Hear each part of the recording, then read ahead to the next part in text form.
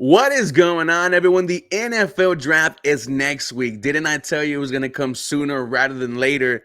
And the Houston Texans, unfortunately, their draft starts on Friday. They no longer have a first round pick. Remember, they sent that to the Minnesota Vikings. It was number 23. However, the Houston Texans have two selections on day two. And I don't know what the hell general manager Nick Caserio is going to do. However, with his aggressive nature, if he wants his guy, he is going to get his guy. Remember, all of last year's draft class, except for CJ Stroud, was traded up for. We are doing a 3-round Houston Texan mock draft. If you want to be added to my Discord, let me know in the comments down below. We are now at 100 people deep. It is fun. We talk about football. We talk about just life in general. If you want to be added, let me know in the comments, and I will personally send you the link invite.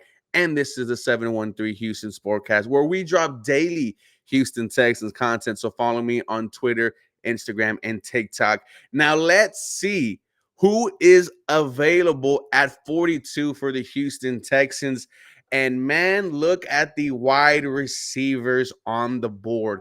Troy Franklin from Oregon, Ladd McConkey from Georgia, Keon Coleman, the freak from Florida State, Roman Wilson.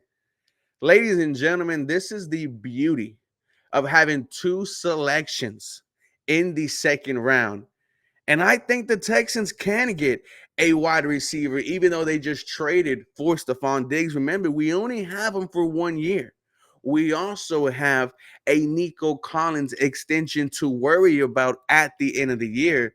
So the Houston Texans might be needing a wide receiver next year. However, why wait? Let one develop behind this trio of Stephon Diggs, Nico Collins, Tank Dell, and still give them an opportunity to produce in year one.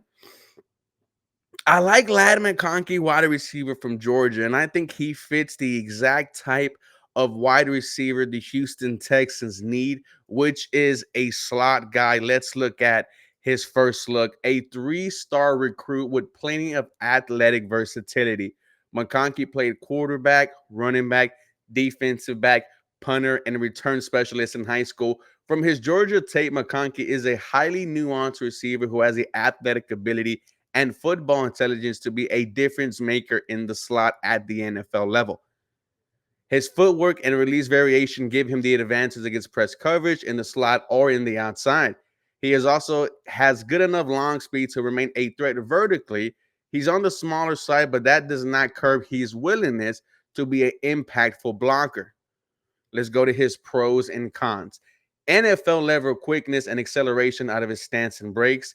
He's a slot type of player, but has notable long speed to go with outside receiver experience and ability. Impactful yards after the catch receiver for the quick game. Overall size affects his efficiency, but he is a willing blocker with good fundamentals. They put him in a condensed formations on short yardage plays.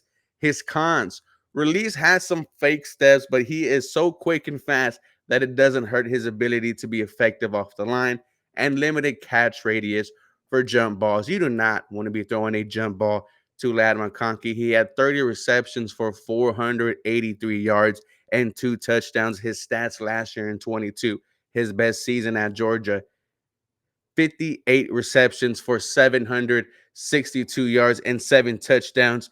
Look, a lot of people will probably be questioning Ladd McConkey. However, when they see what he does on the field, they're going to be happy that we selected him in the second round. And like I said, this is the luxury of having 2 second round picks. Now let's see who was available. I'm going to go to linebacker right here. And there he is. Maybe the future captain of this Houston Texans defense, and that is linebacker Edgerrin Cooper from A&M. Cooper brings a lot of athleticism to the linebacker position. He possesses a top-tier change of direction, burst, and pursuit speed. His best work comes from when he keeps things in front of him, flying in for tackles at the line of scrimmage or towards the sidelines. Cooper's issues comes from reacting more than anticipating. He is manipulated off his spot too often against play action and pre-snap motion. He also tends to over pursue tackles, though he was more consistent in 2023. He earned a high coverage grade in 23, but that was from defending shallow zones, running backs out the backfield, and quarterback scrambles than it was from him from being in deeper zone assignments. Pros on Edgerrin Cooper, down here, a player who is willing to take on blocks at the line of scrimmage, top tier athlete in change of direction, burst, and long speed, effective blitzer. He had 10 sacks for the A&M Aggies. His cons can be manipulated by pre-snap motion play action, out of control sometimes, takes a step too far in one direction and overcommits, and reacts more than he anticipates. His stats on the year, he had 58 tackles and 10 sacks on the season. I think he also had 2 forced fumbles, 26 defensive stops. I believe this dude is a playmaker. And will we see him a lot in year one? I don't think so, right? The Houston Texans, they have Christian Harris.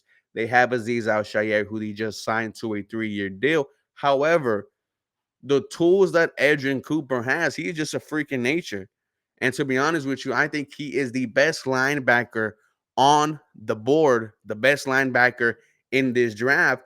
And I think D'Amico Ryans gets this guy here at pick 59. Now, I would be so excited if we got Edgerrin Cooper. And check this out, your second round is Ladd McConkey, maybe one of the best route runners in this class. And then you got Edgerrin Cooper, the best linebacker in this class as well. Now, let's go to pick 86 and see who is available. We got Johnny Wilson, wide receiver. Renardo Green, cornerback from Florida State. Our boy Harley is a big fan of him. And let's actually go ahead and use a pick on a cornerback, right? Because right now, cornerback number 2, it's either going to be CJ Henderson or Jeff Okuda. It would not surprise me if it was neither.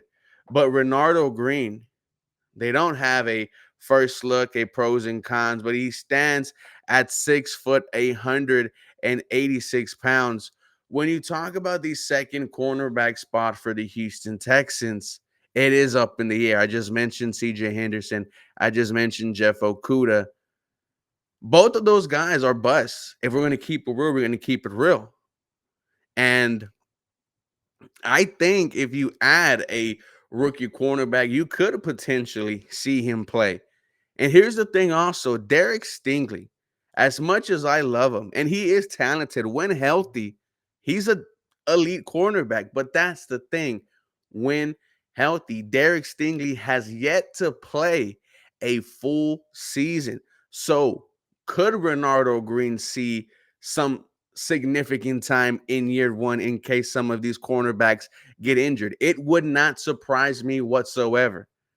I know D'Amico Ryans likes his corners 6 foot plus, long for his outside guys, and I just think this would be a great selection to add some youth and potentially bring in a starter in the future. So, ladies and gentlemen, in the 3-round mock draft for this Houston Texans team, I went wide receiver Ladd McConkey from Georgia, linebacker Edgerrin Cooper from Texas A&M, and cornerback Renardo Green from Florida State. I think these are all good depth signings. These are guys that could start for you in the future. And I think all these guys could contribute in year one. With that being said, ladies and gentlemen, let me know what you guys think about this mock draft. And for more Houston Texans content, you guys know what to do. Feel free and follow me for more. Go Houston. Do me a favor. Have a real blessed rest of your day.